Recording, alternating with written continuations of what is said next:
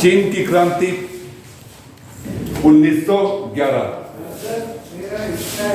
हालांकि चीन का यूरोप के साथ में संबंध बहुत पुराना जो है संबंध रहा है, और चीन का यूरोप के साथ में बहुत पुराना संबंध रहा है, और इस संबंध यानी कुछ समय तक के चीन के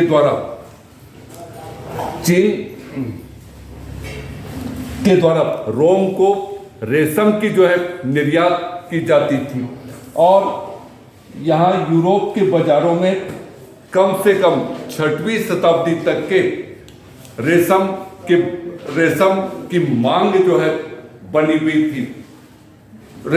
रेशम की मांग बनी हुई थी,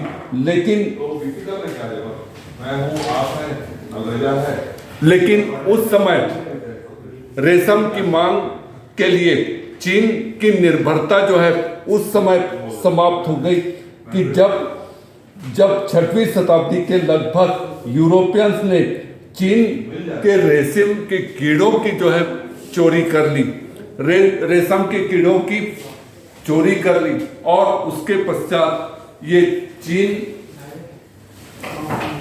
के अंतर्गत में रेशम की जो निर्भरता थी वो निर्भरता एक प्रकार से समाप्त हो चुकी थी।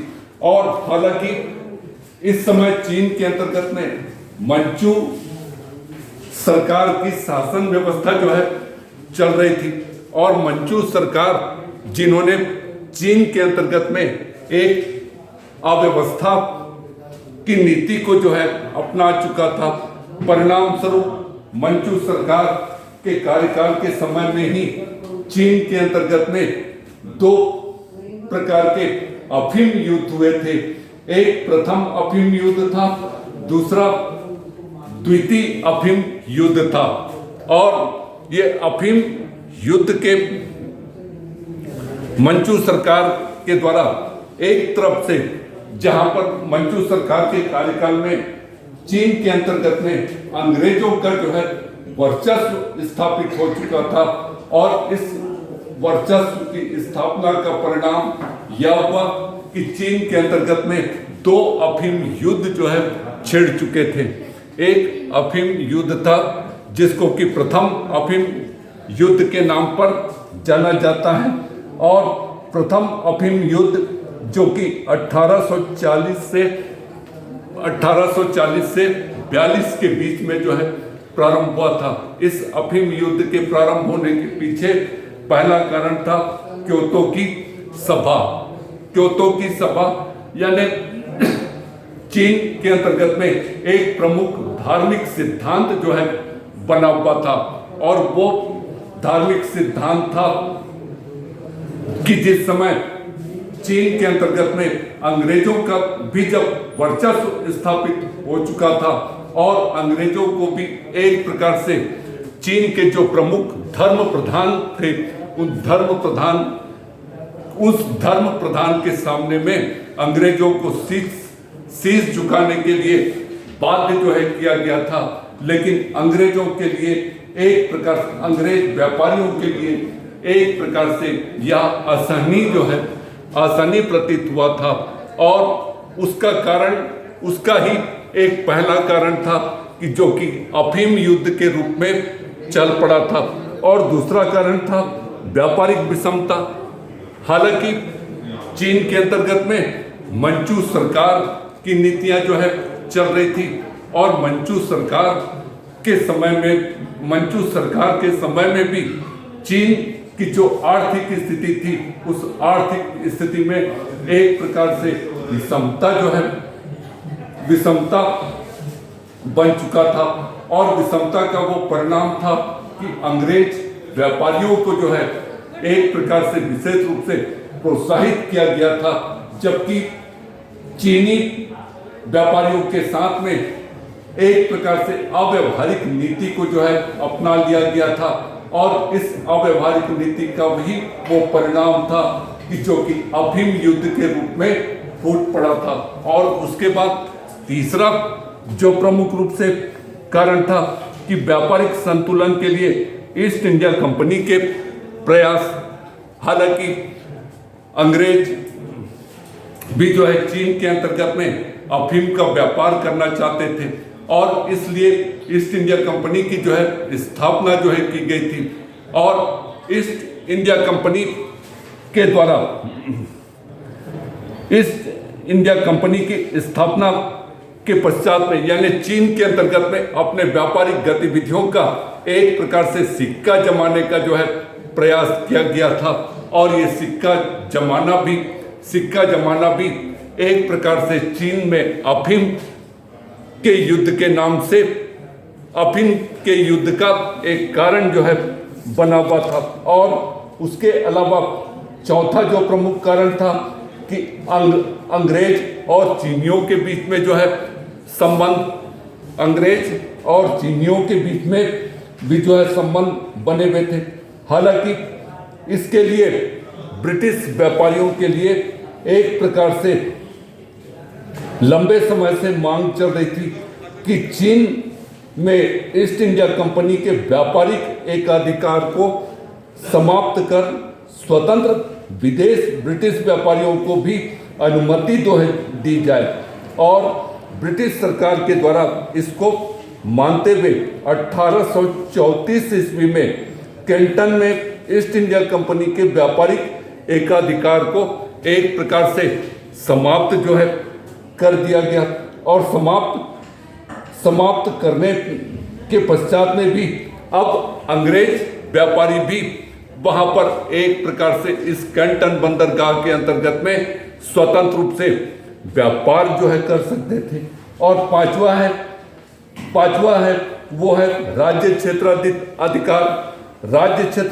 अधिकार यानी विदेशी व्यापारियों पर भी चीन की परंपरा के अनुसार से एक प्रकार से चीनी कानून को जो है अनिवार्य किया गया था।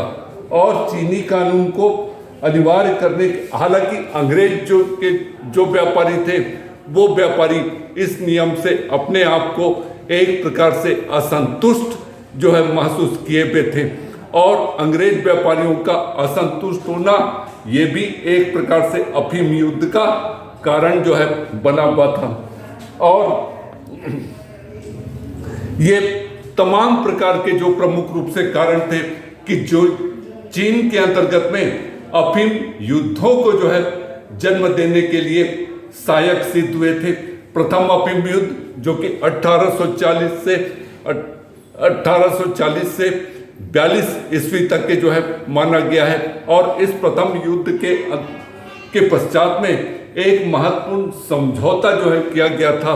और वो समझौता था कि जिसको कि नानकिन की संधि के नाम पर जाना जाता है। ये नानकिन की संधि का आयोजन 1842 में जो है इसका आयोजन किया गया था। और इसकी कुछ आवश्यक शर्तें जो है रखी गई थी, जिसमें सबसे पहला शर्त था कि हांगकांग का द्वीप अंग्रेजों को जो है प्राप्त हो जाए।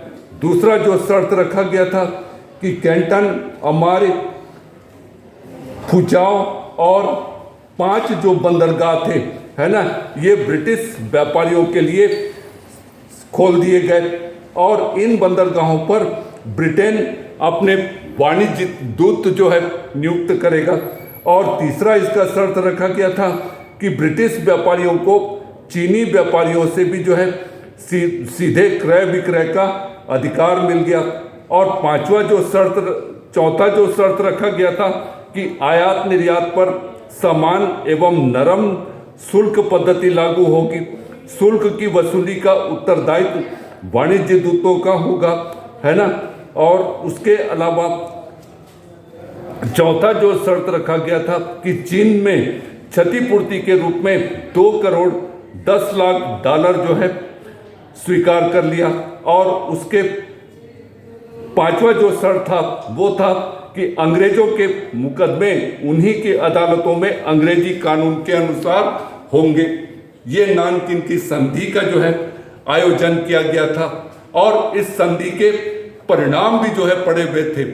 परिणाम यह पड़ा हुआ था कि इस संधि का पहला परिणाम था कि ये जो प्रकार की जो शर्तें रखी गई थी उससे ब्रिटेन को जो है लाभ हो चुका था, है ना, लाभ हो चुका था। और चीन के अंतर्गत में एक नई गतिविधियां जो है तैयार हो चुकी थी, और वो नई गतिविधियां थी कि जिसको कि साम्राज्यवाद के नाम पर जाना जाता है। तो इस प्रकार से ये प्रथम अफीम युद्ध का जो है कारण था, और प्रथम अफीम युद्ध के पश्चात जो नानकिन की संधि का आयोजन किया गया, और नानकिन की संधि के पश्चात में जो इसके परिणाम वगैरह जो है पड़े हुए थे। लेकिन इसके बावजूद भी ये चीन के अंतर्गत में कोई मामला जो है शांत नहीं हुआ। एक प्रकार से द्वितीय अफीम युद्ध को जो है आवश्यक माना गया, और द्वितीय अफीम युद्ध